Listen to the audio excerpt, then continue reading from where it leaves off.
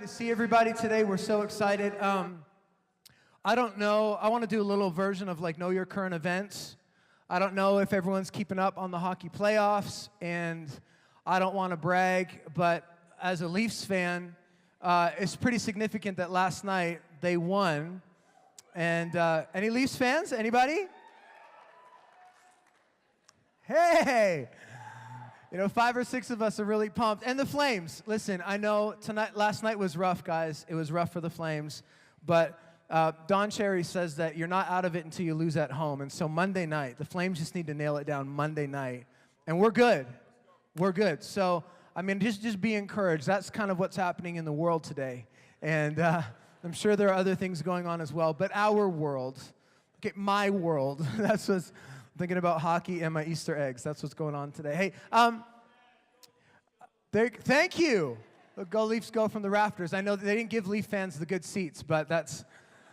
Hey, you know, I like spaces like this. I like environments like this, venues like this. My wife and I, we've been married for 12 years, and best 12 years of my life, and just keeps getting better.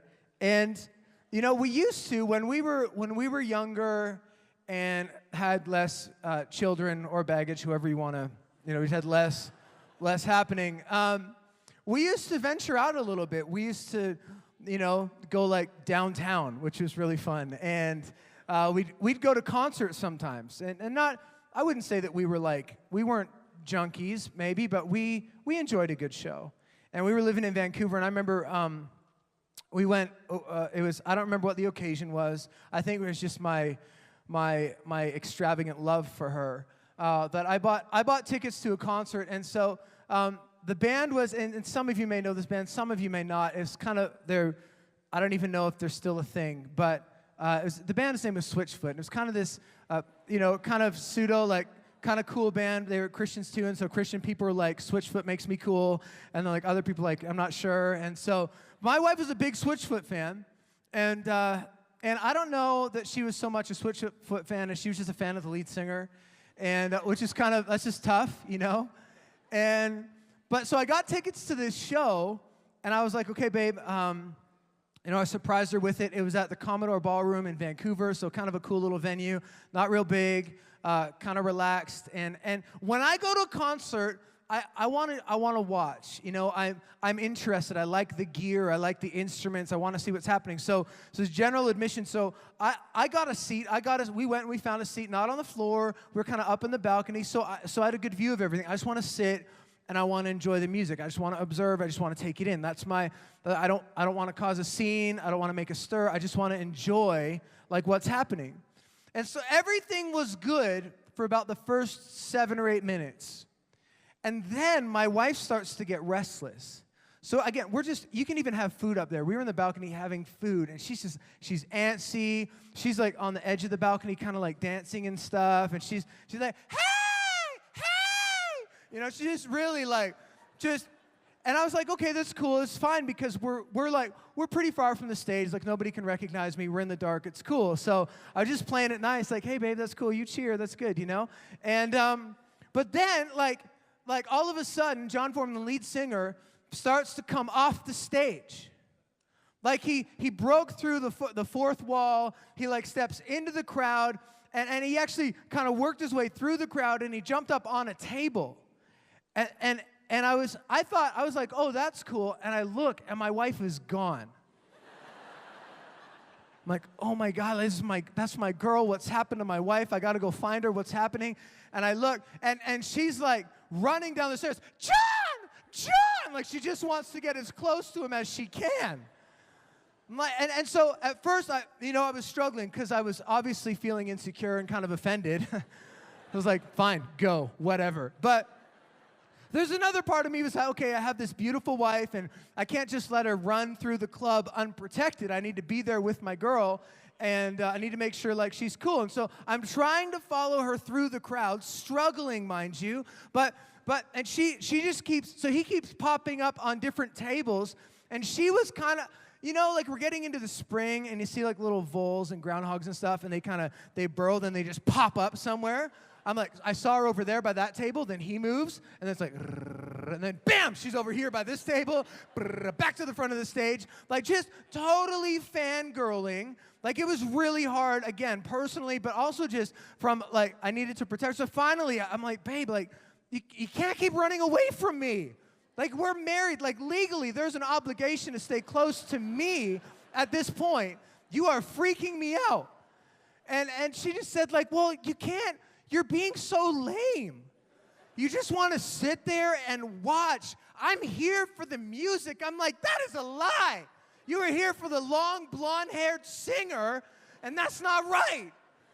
And so we hashed, but she was just all in, man. She was there for the experience. She's like, no, I'm going to be at the front. I'm going to get in some pictures. She's photobombing. Like, she was there for the experience.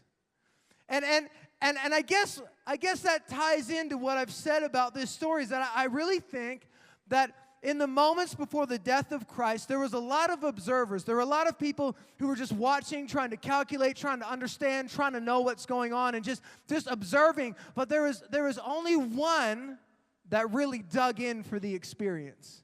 Only one that took the step from just watching what was happening, and some were even mourning and all different things going on. But there was one guy who clued into the fact that maybe there's something different about this man. Maybe I should take a step in his direction.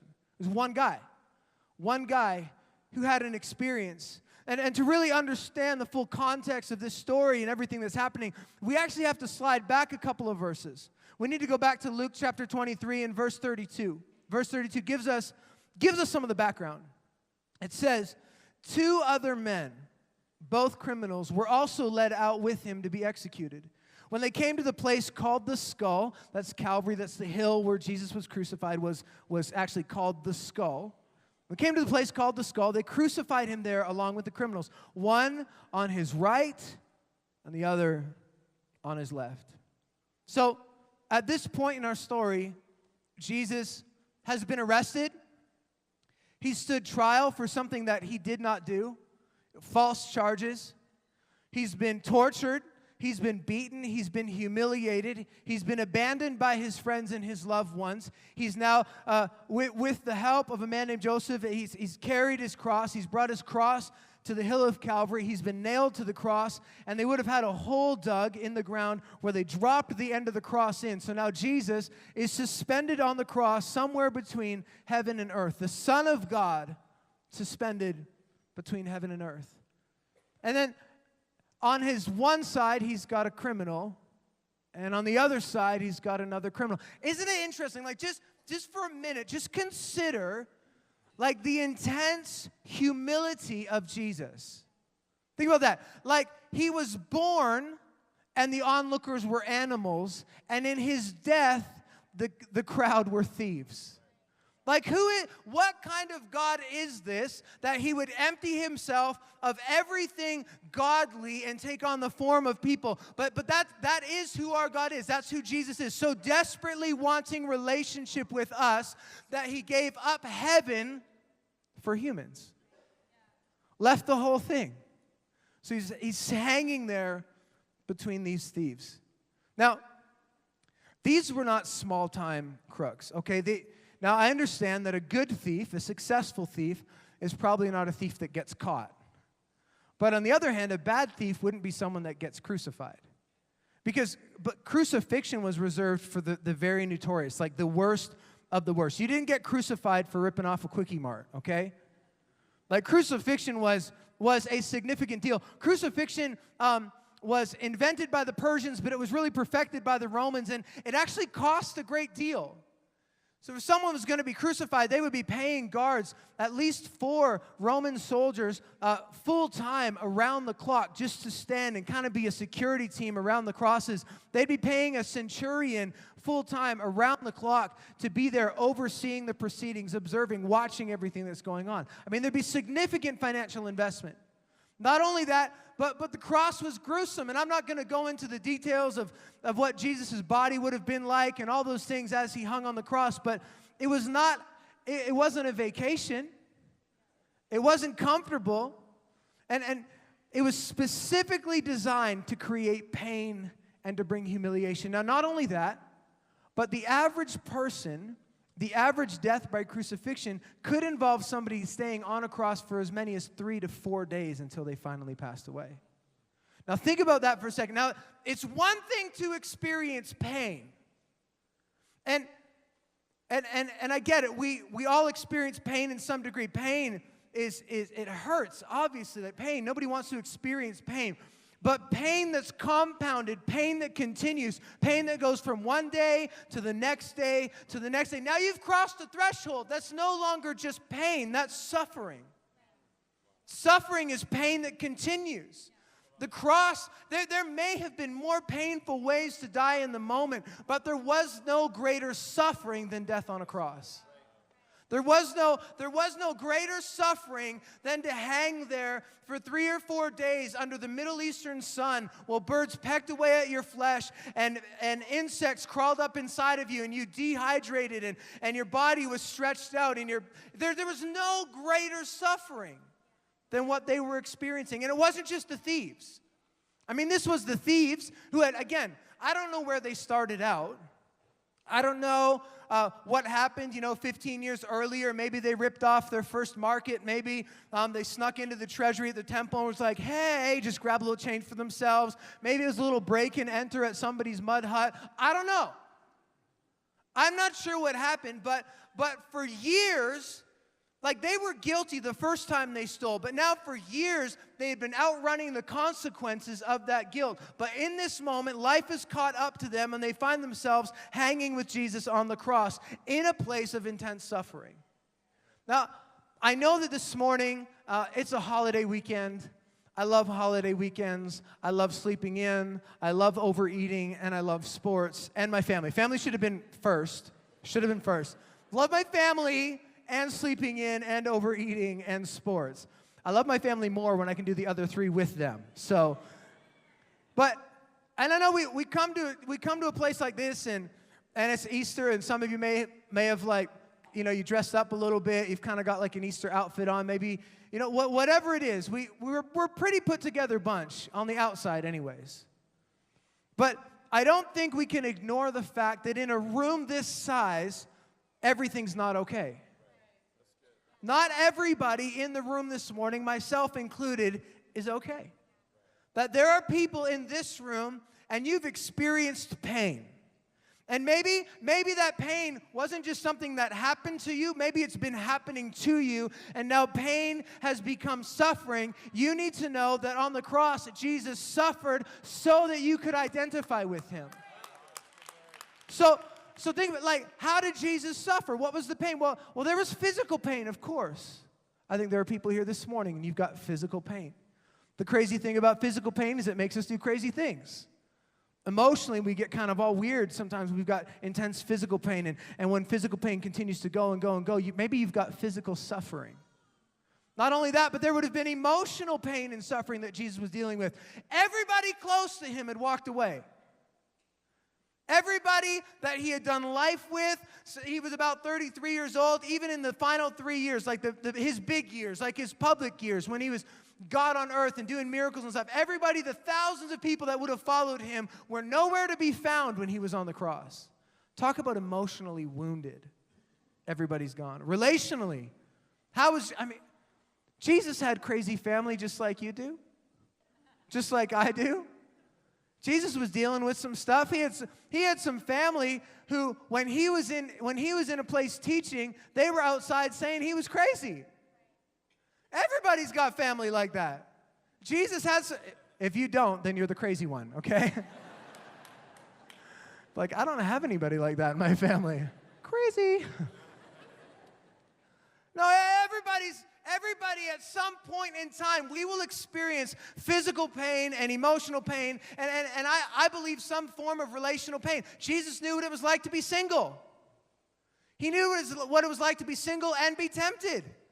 Jesus also knew what it was like to be married. The Bible says that he is like the groom and we are the bride of Christ. That's the church. So not only did he know what it was like to be married, which is really helpful, but he also knew what it was like to be married and have an unfaithful wife. Oh, Jesus understood these things. There was suffering. He got it. Oh, these thieves, they were guilty a long time ago. They're there suffering with Jesus. For a season, they were able to outrun the consequences of their decisions. But now that it's caught up with them, they are out of hope. They're out of luck. They're out of options. They've got nowhere to go. They've got no one to turn to. This is not a video game. There is not a reset button. They've got nowhere to go. At this point, eternity is looming large on the horizon for the thieves. Now, what would it be like to wake up that day as the thief? What would it be like to wake up knowing that today is my last day? There's not going to be a tomorrow. There's no more bedtime stories. There's no more bedtime snacks. There's not another day to try and make up for something I did. No, there are zero options. Like, you wake up on that day and it is your last moment. This is their last moment. It's never been as bad. It's never been as dark. It's never been as hopeless as it is right now. But then something happens. They get let out of the prison cell, and they're on the way to the place of the skull where they're going to be crucified. They get dropped into the ground, and they look to their side, and it's like, whoa, who's that guy? See, the fact that Jesus was in the middle was unexpected. He wasn't supposed to be there. There was actually another prisoner that was supposed to be in that place.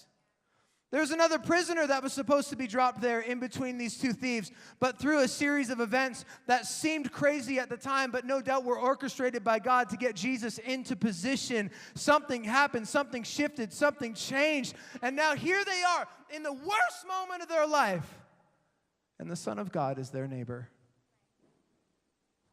Well, that's convenient. But think about that, think about that for a moment, it gets no worse. Who do people want to be around with on their deathbed? Who do they want to gather around and be with them in those dying moments? It's their loved ones. Many of you in this room would have been a loved one beside a deathbed at some point in time. That's normal. I think that's just human. I think that's just what we want. That's natural for us to want to draw those people closest to us in our weakest and darkest moments. You know what? Same for Jesus. Same for Jesus. When he knew he had one day left, when he knew he was down to his final hours, when he knew there was going to be no tomorrow, he called to him the people that he loved the most. They were the broken, they were the marginalized, they were the screwed up, the mixed up, the confused. He brought the thieves, flanked on either side by the ones he loved the most. He was exactly where he wanted to be on his deathbed, right by the people he came to save. Right there with those people. So the reality is that life caught up to them, but when life catches up to you, you'll soon realize that grace is already there.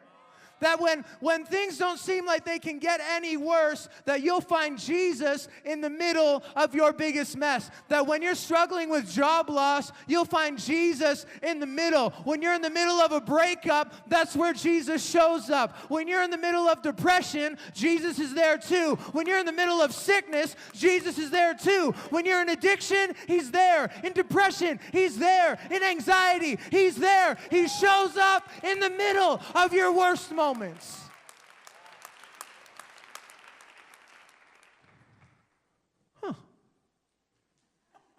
Maybe this isn't so bad. The interesting thing about what's happening here, one of the things I think tells us a lot about his character, is that in this particular moment, Jesus shows up in between two thieves and only one would believe in him. He could have shown up on either side. He could have been closer to one than to the other, but see that Jesus gives equal exposure to himself for the person that will believe and the person that doesn't. Jesus positions himself accessible to everybody. He doesn't have favorites. He doesn't have somebody that he's picked out ahead of time. No. Jesus shows up and says, man, I'm going to give both of these guys a chance. Think about how calculated a move it was for Jesus to show up here. I mean, I don't want to overthink it, but you got to go all the way back to the moment when he picked Judas as a disciple. I like that guy. Seems to be good with numbers, has a bit of an attitude problem, but you're in. You can be the accountant. Come on. Gets Judas on the team. He knows. It's Jesus. He knows that a couple years later, 3 years later, Judas is going to be the one that sells him out. But it's strategic. He says, you know what? I don't really trust you as far as I can throw you, but come on. You're good. Welcome to the fam. Brings Judas in. Judas sells him out. Jesus, at the time that he was sold out, was praying in a very public place because he wasn't hiding from the rulers and the authorities anymore. He's basically saying, come on, come and get me. They show up, they arrest him, he's tried, he knows that Barabbas is going to take his place, Barabbas is going to go free, Jesus is going to jump in that spot, Jesus knows all of these things. I believe that all of the suffering and all of the torture and everything he went through, I believe that even though he would have been in excruciating pain, that in that moment when Jesus finally settled in on the cross, I believe there was a sense of satisfaction because he was right where he wanted to be. Oh, okay. Oh, good. I was hoping to get a few minutes with these guys. I was hoping to get some time with him.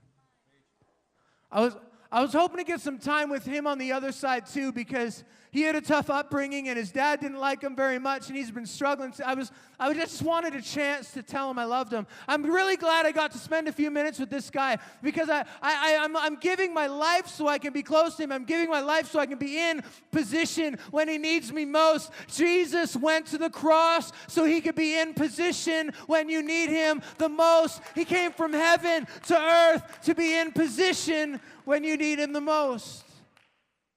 Verse 34, Jesus said, Father, forgive them. They don't know what they're doing. And then they divided up his clothes by casting lots. The people stood watching, and the rulers even sneered at him. They said, he saved others. Let him save himself if he's God's Messiah. If he's really the chosen one. Surely you can do better. Now, interesting, it wasn't just the religious leaders in the crowd that mocked Jesus. Matthew's gospel, which is, in the New Testament, you've got Matthew, Mark, Luke, and John. Went to bed with the PJs on. It's what always runs through my head at that point, just like when I was a kid. Matthew, Mark, Luke, and John went to bed with the PJs on. Anybody? No? Again, just me. Leafs fan, are you with me? Nope. Okay. Now you are. Now I've taught you so we can be together. We can have kind of a brotherhood. Matthew, Mark, Luke, and John are all 4 different books, all a different camera angle on the life and ministry of Jesus Christ. And in Matthew's gospel, it's very clear, actually, in Matthew 27, verse 44, it says, in the same way, the thieves who were crucified with him also heaped insults on him. So it wasn't just the crowd, it wasn't just the religious leaders, it wasn't just the priests, it was actually the thieves on either side.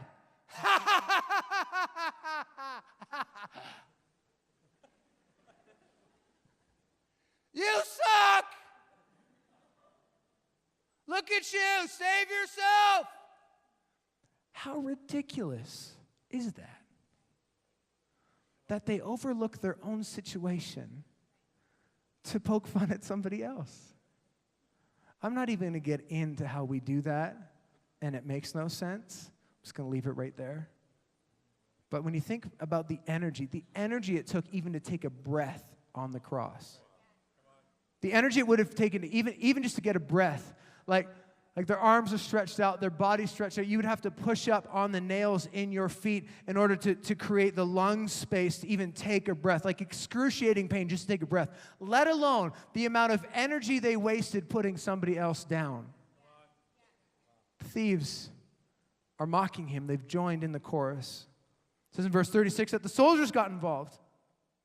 They also came up and mocked him. They offered him wine vinegar and said, if you are the king of the Jews, Save yourself. Really? That's who you are? And you're here? Have a drink. Now see, it's interesting because oftentimes around a crucifixion like that, there would be some women and maybe sympathizers, empathizers with the people being crucified, and they would offer them a drink of wine, and the wine, vinegar would often be mixed with some sort of gall or myrrh that would actually act as a sedative to dull the pain. And Jesus says, that's not my thing.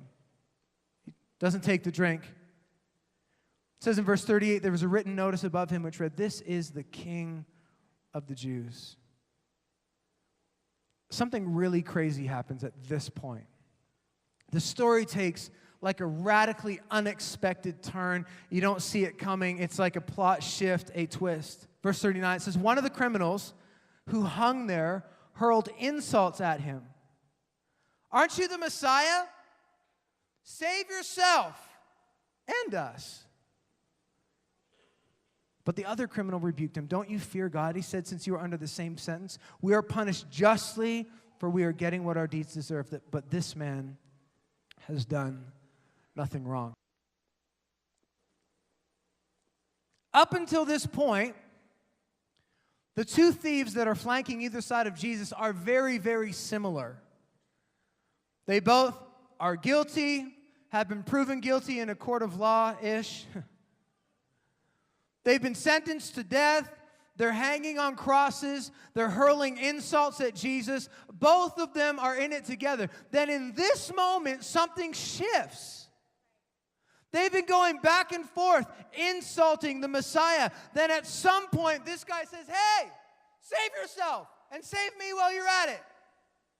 And probably expecting his buddy on the far side to chime in again like he has been doing for hours, this guy stops. And instead of insulting Jesus, pushes his feet down on his nails, takes in a deep breath, and then challenges the man and defends the man in the middle. Why the change? What's happened that this man has gone from being a skeptic to now protecting? Defending? Like with maybe hours left to live?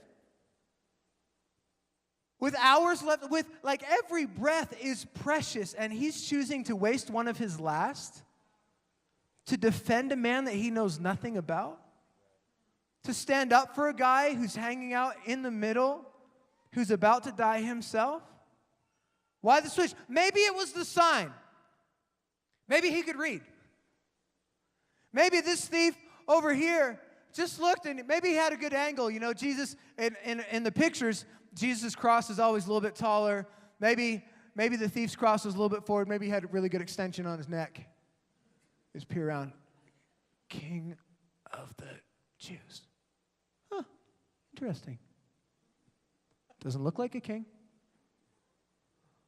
Maybe he could read. Maybe that was it. Maybe he just checked out the sign. He was like, you know, if he is a king, maybe he's loaded. Maybe he's rich. Maybe it wasn't the king. Maybe there was a moment in the onslaught of insults that he was throwing at Jesus. Maybe there's a moment where he just got tired. Maybe there's a moment where he just kind of got worn out. He needed to stop and take a breath. And so he pauses, and he's been talking so much, thinking about himself so much, that he's missed anything that's been going on the center cross, center stage, in that middle seat. But now he just takes a moment to catch his breath, and he hears Jesus speak. Interesting how I think Jesus speaks to us a lot more than we think he does. We just don't shut up enough to hear him.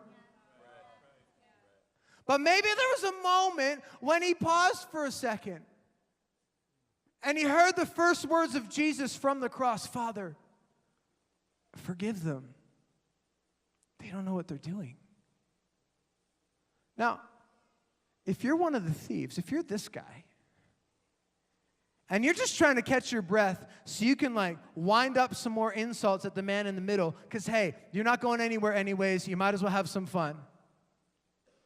And you hear him forgive the people who've just put him on the cross. What? No, nope, no way. You are crazy. Well, I guess you are crazy. Like, what would your response be? I mean, he was hung there by the same people. There's no way in that moment that he's thinking, man, I really love you. Man, I'm sorry for being mad at you. Like, I forgive you. It's cool. It's good. I stole. I deserve this. No. Dude, like it would be mind-blowing to watch and hear Jesus forgiving his accusers and his murderers.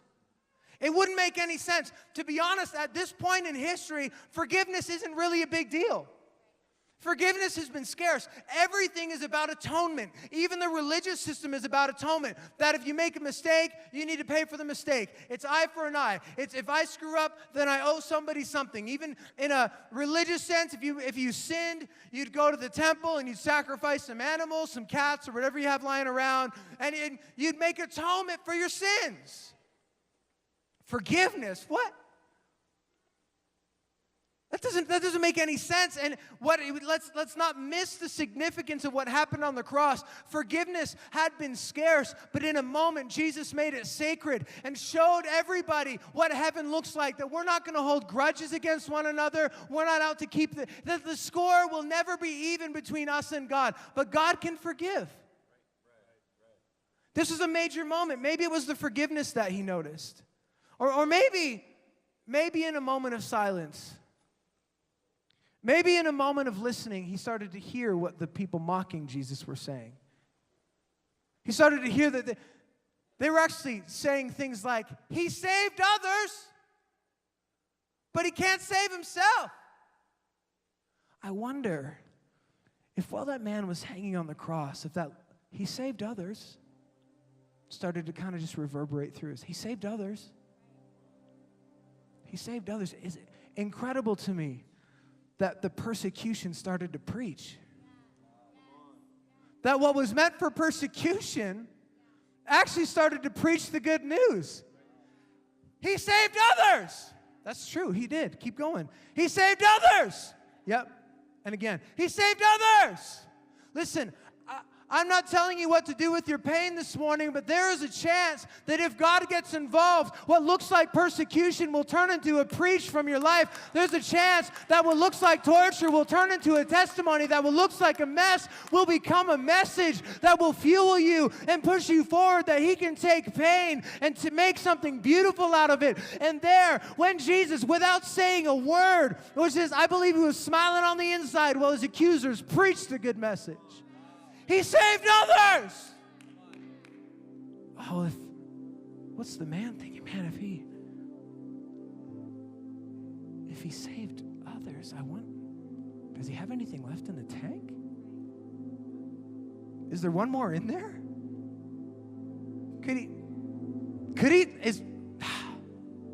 No, I'm getting what I deserve. He saved others. He saved others.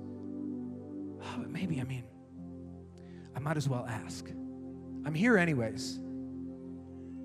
I don't really have anywhere else to go. I can just imagine the conversation going on in his mind. Well, he saved others. I think that sometimes we probably take on the posture of a man like that. Where maybe we've heard about grace and we've heard about mercy and we've heard about Jesus and we've heard about salvation, but it's almost impossible for us to consider how great those things are without realizing how unworthy we are. And unfortunately, sometimes we don't realize that there's a man in the middle bridging the gap. And so we think, you know what? I just don't think that's for me. I just don't know if that applies to me. In 2 Corinthians chapter 5, verse 21, says, God made him, that's Jesus, who had no sin to be sin for us, so that in him we might become the righteousness of God. He made him who had no sin. Jesus had lived perfect, had never screwed up, had never made a mistake. He had no sin, but he became sin. To become is to undergo significant change. Think about that for a minute. The God of the universe, when he took to the cross, underwent significant change and didn't just think about you, wasn't just considering life and all its possibilities. No, he became sin. like became sin. That means when I lied, he became a lie on my behalf. That means he became adultery on our behalf. That means he became murder on our behalf. He became deception on our behalf. That means he became rape on someone's behalf. He became addiction on somebody. Just let that sink. He became sin. He wasn't just a good guy putting himself out there for people. He became everything evil, everything nasty, everything dirty, everything. He became it. On the cross, he became all of it. Like there isn't a sin you could think of that he didn't become. He became all sin because the cross had to cover everything or it would mean nothing. Every sin, witchcraft, he became it. Deception, he became sin. Gossip, he became it on the cross. All sin. He became the cheating spouse on the cross. He became sin. Now, not only on the cross did he just become sin, Isaiah 53 verse 4 says, surely he has borne our griefs and carried our sorrows. What are grief and sorrows? Those are emotions. He didn't just become sin on the cross. He carried our emotions to the cross too. Oh, see this, now this just opens up a whole bunch of things. This opens up a whole world, because that means, like, what are our emotions? He became anxiety. He became worry. He became stress. He became anger. He became resentment. He became fear. He became depression, all on the cross. Here is the significance, is that what he became died on the cross. That means that sexual immorality died on the cross. That means that fear died on the cross. That means that you can take the sin that binds you up and bring it to the cross where it's already dead, and you can leave it there and you can walk away and it doesn't need to come with you. It died on the cross. No, we got to get a revelation of this, because we like to carry things around with us. We like for those things to become part of our identity. You know, I'm just a little crazy. That's just who I am. I'm just a little fearful. I'm just kind of high-strung. That's who I am. I'm just anxious. That's just who I am. I've just been depressed for 20 years. That's just who I am. I've just been lustful. I've just been addicted to pornography for 15 years. But that's just who I am. I'm just kind of managing it a little bit. I'm on my third marriage, but that's just who I am. I just don't really know how to be faithful. That's just who I am. No. It's not who you are. It's not you who you were created to be. And those things died on the cross with Jesus. And the Bible says in the book of John that on the third day he rose, and somebody went into the tomb looking for him. See it here. They looked inside the tomb. You know what they found in there? Just his clothes. Just the things that tied him up. Just the things that wrapped him up. You know what? Everything that ties you up, binds you up, holds you up, keeps you back is dead on the cross and stays dead. It never leaves the grave. Only life leaves the grave. When you come to Jesus, I believe even for some of you here this morning, you came into this building, you woke up, and today was like every other day. You weren't sure you wanted to keep going. You thought about tapping out. You just, man, I'm just going to stay in bed. I don't want to be around people again. I'm frustrated. My job sucks. My family sucks. Things are not going good. You just wanted to tap out because you're carrying weight. Maybe it's sin. Maybe it's emotional. I don't know what it is for you, but you brought it here. And I just want to let you know that because of the cross and the empty tomb, what you brought here can stay here, and you can leave it here when you go. You can walk out of this room. You don't need to take guilt with you. You don't need to take shame with you. You don't need to take condemnation with you. You can leave it right here. That's Easter. That's Easter. Just leave those things here. The man looks over at Jesus. Jesus, excuse me. Remember me when you come into your kingdom. Remember me. Yeah, what an interesting request. Remember me. To remember means to be mindful. Be mindful of me. Have me on your mind. Think about me. You know what's interesting about this question? It's not a question you need to ask. God, remember me. No. Psalms chapter 8, verse 4 says, what is mankind that you are mindful of him? Human beings that you care for them. The reality is, this man looked over to Jesus and said, hey, can you think about me? Do you even know who I am? Do you know anything? Like, can you be mindful of me? Can you remember me? Jesus, no doubt upon hearing the question, is like, I already do. I already am. No, you need to know that this morning, that even though the man asked, Jesus was already there. What is man that you're mindful of him? His thoughts were already on him. He is obsessed with you. He is preoccupied with you. He is in love with you. He's thinking about you. And listen, here's why he didn't take the sedative on the cross. Because if he had taken the sedative to ease his pain, it would have disoriented him mentally. But Jesus knew that while he was hanging there, he'd rather endure the pain and have a clear mind so he could think about the man and think about you than be a little bit out of his mind and not have you on it while he was hanging on the cross. So he said, no, thank you. I do not want to take that. I want to be in my right mind because in 2017, Jonathan's going to screw up and I want to be thinking about him right here. In 2017, somebody's going to slip out on their marriage, and I want to be thinking about them right here. In 2017, there's going to be a room full of people downtown Calgary who need me, and I want to be thinking about them while I hang here. No, thank you. I don't want you to numb the pain. I don't want you to make it easier. I have someone on my mind. I have someone I'm thinking about, and that someone is not just the man hanging to his left and to his right. It was you. It was you. I've got you. I've got you. Man, if you could see the life that Jesus sees for you, if you could see him how he sees you, I have no doubt that when the man said, hey, Jesus, will you remember me? Jesus glances over. Think about it. Jesus, when he looks to his left and sees the man who's coming humbly, Jesus looks, he doesn't see a sinner. Jesus sees a son.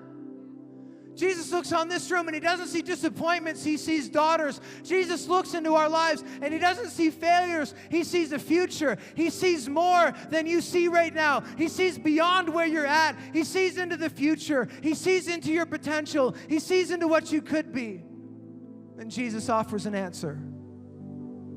Well, truly I tell you, today, you'll be with me in paradise. You'll be with me in paradise. Paradise, that word truly means assuredly. Like I guarantee it. Like absolutely. It's a word that has certainty.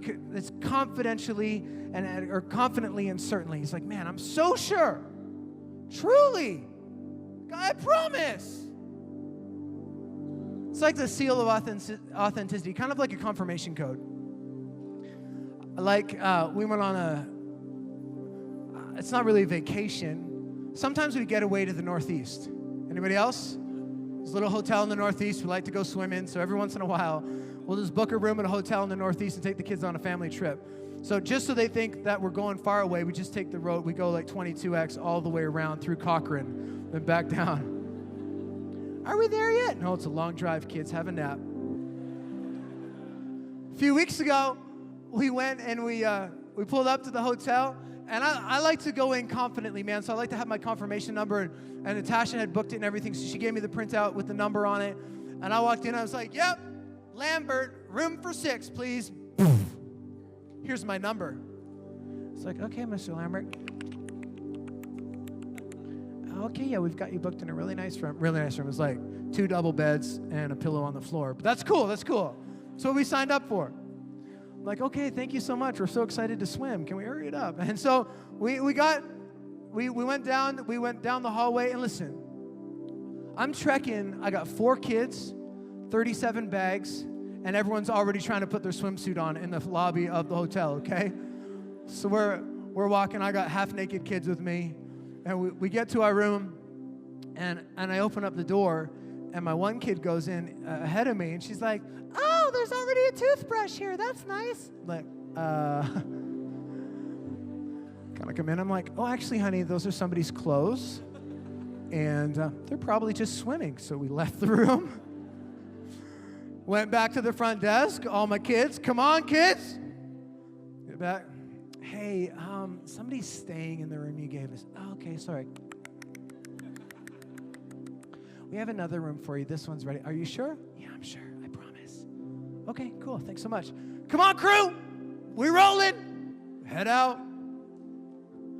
Get to our next room. Like, this is so funny. We open, at least to me, we open the door, and my daughter's like, hey, they already have the TV on. That's really nice. Walk in, sure enough, there's clothes, there's pizza, there's beverages. Like, I'm like, okay, guys, we out. And then my wife, like, she's a fangirl, but she was like, we are not moving until you have checked out the next room.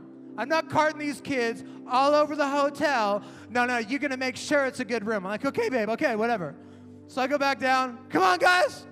Bring everybody down the foyer. Now, the first time around, we're like, guys, you need to be respectful. The second time, we're like, guys, jump on the furniture, knock things over. You just be you, okay?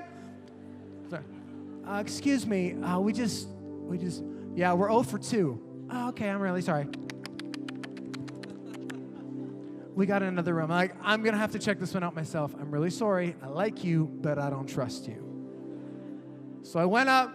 We got hooked up. It was awesome.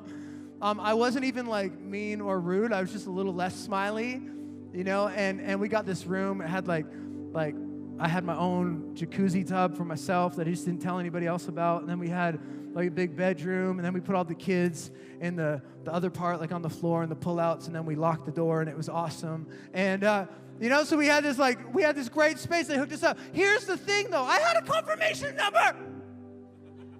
I should have been swimming by the time I walked in to like the penthouse suite. I should have already been ripping down the water slides. I had a confirmation. Here's the trouble with the promise, is a promise is only as good as its source. And I'm not saying that I won't trust that hotel again because they hooked me up, but I'll definitely check the room before I take my family down there. Here's the beautiful thing about what Jesus did on the cross. It says, assuredly, you will be with me, and I promise you, I guarantee it. I'm going to put my own seal on it. Hebrews 6 says that God doesn't have anything bigger than himself to swear by, so he swears by his own name. And I'm just going to swear on myself because I can't lie. I can't take anything back. If I say it's going to happen. You need to know that his promise is his guarantee. His promise is his assurance. And he promises the man, listen, today you'll be with me. You'll be with me. The man doesn't have to do a class. He doesn't have to go through a 12-step program. He doesn't have to learn a bunch of scripture. He just says, I know right now, you hanging there on the tree can be with me in paradise right now. It's immediate. This is a misconception we have about heaven. We think that somehow, for some reason, that eternity is this far-off destination, that it's a far-off possibility. The truth about it is that eternity is a present reality. The Bible says that heaven can come to earth. When Jesus hung on the cross, he was suspended between heaven and earth because God made him a bridge from heaven to the planet. He was stood between death and life because God made him the go-between. He is the man in the middle that brings miracles in the middle, that takes dead things and brings them back to life. He gave everything so you and I could have a chance. No. Eternity isn't far off, friends. You don't need to wait until you pass away. That's the one thing we have different from this man, is that he knew he probably had hours to live. We don't know. You might have hours, you might have days. I pray that you'd have years and years of thriving in your life. Years of living and experiencing all that God has to offer. That's my prayer for you. But we got this thought that maybe heaven is just a distant place. No. Jesus came so that you could experience heaven right now. His message to the man was, hey, today you'll be with me in paradise. He's like, there's more to your life than what you're seeing right now. Son, there's more than the cross you're carrying. There's more than the sins that have you strapped there. There's more than what you're experiencing in this moment. There's so much more. I think his message is the same to us. 2017 in the Jack Singer Concert Hall. Some people came here on purpose. Some of you came because you were promised lunch. Some of you came because you saw an attractive person walking in, so you thought you'd follow them. I don't know why you're here. But what I do know for certain, because he promised it, is that there's more. That there's more to life when you're with Jesus. There's more to life when you have a relationship with Jesus. See, I don't want us to be misled. I don't want us to be misunderstood. You don't have to go to heaven to get to Jesus. You just go to Jesus and you get heaven.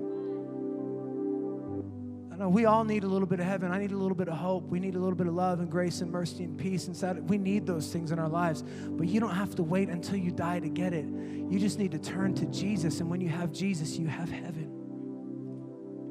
When you turn to Jesus, you have heaven. We're a lot like the thieves. We deserve to die. We don't deserve a second chance. We're guilty on all accounts. But today, there are two people in the room. There are people who are going to make this choice. Like that man, you're going to turn and say, would you just remember me? Is there anything else for me? And the answer is going to be yes. I'd encourage you to be him and not him. You don't want to live out the rest of your life on your own. You don't want to live out the rest of your life in your own strength, in your own abilities, trying to do it your own way. No, no, no. We need him. We need to experience Easter, and the only way you do that is coming close to Jesus. This man experienced Easter firsthand. He was the first one. The first one to experience the power of the cross. And the only reason the cross was powerful is because Jesus knew 3 days later he was going to come to life again. Guys, I just encourage you today, don't let this moment, life has caught up to you, but grace is already here. Don't let a moment go by.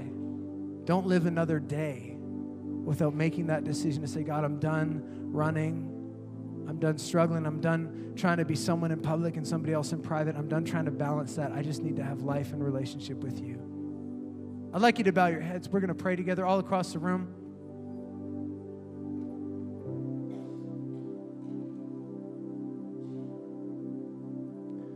I want you to be encouraged this morning. There is resurrection after death. There is morning after the night. There is purpose after pain. But all of it comes only through Jesus. If you're here today, nobody's looking around. I trust that everybody's eyes are closed. There's a private moment between you and the God of the universe who is here in the building right now. I urge you, I encourage you, please stop running. Experience Jesus for yourself. What I'm going to do is I'm going to count to 3. And when I hit 3, if you're here and you don't have a relationship with Jesus, you've never even paused, you've never stopped long enough to notice that maybe there's more. You've never made that decision. You've been running from it for a long time. And I'm telling you right now, you might get away with it for a season, but life will catch up with you. Today's the day you stop running. You say, Jesus, I need you to remember me. When I count to 3, when I hit 3, if you're here, nobody's looking around. If that's you, we're going to keep this private. We're not going to center you out. This is a moment between you and the God of the universe. When I hit 3, if you want to make that decision, you're tired of running, you want to have Jesus in your heart, you want to do life with him, I'm going to ask you to slip up your hand very quickly and quietly. Here we go. 1, 2. This is your moment. 3. Go ahead. Lift up your hand. Thank you, thank you, thank you. Keep going. Don't be ashamed. You lift up your hand.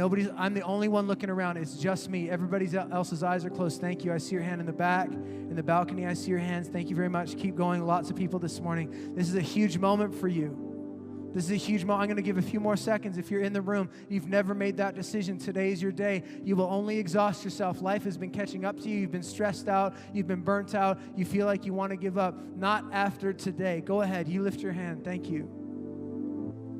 Thank you so much. Okay, go ahead. You put those hands down. Here's what I want to do. I want to pray with you. If you made that decision today, maybe you lifted a hand, maybe you made it in your heart. Your heart's kind of beating out of your chest. That's Jesus. This is the Holy Spirit trying to talk to you. I'm going to say a simple prayer. I'm just going to ask you to repeat it after me. And Experience Church, why don't we all say it together? We're going to support our friends who are praying this prayer today. Come on, say, Jesus, I'm not running anymore. I'm going to stop. I'm going to look to you. Be a part of my life starting today. Amen. Amen. Hey, can you do me a favor? Just stay with me just for a minute. Stay with me just for a minute. If you made that decision in your heart or by raising a hand, I want you to do something that's very important. When we're done here, on your way in, you were given a card. And on that card, there's a little spot. There's a checkbox on the back. You can check off the box. It just says, I made a decision for Jesus. We're not going to hound you. We're not showing up at your house with fresh-baked bread. We're not like, there's going to be no cookies being delivered from the church. Unless you want them, just put a little note, please send me cookies. That's fine. But if you made that decision, would you just take a minute, check off that card, and just slip it to somebody on your way out at one of our guest centers, at one of our information centers? Slip them the card, because here's the deal. We just want to give you a next step.